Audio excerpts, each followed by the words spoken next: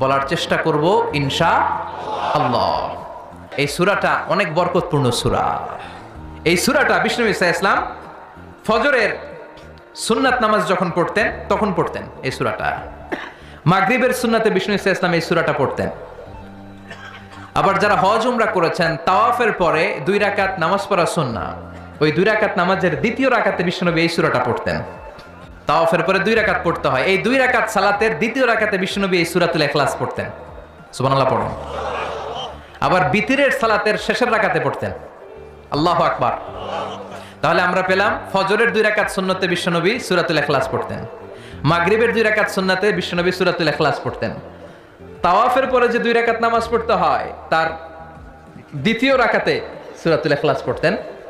আর বিতিরের সালাত, তাহলে বিষ্ণু ঈসা ইসলাম বিতিরের সালাতের শেষ রাকাতে পড়তেন, মনে আছে? বিশ্বনবী এই সূরাটাকে বলেছেন সুলুসুল কোরআন।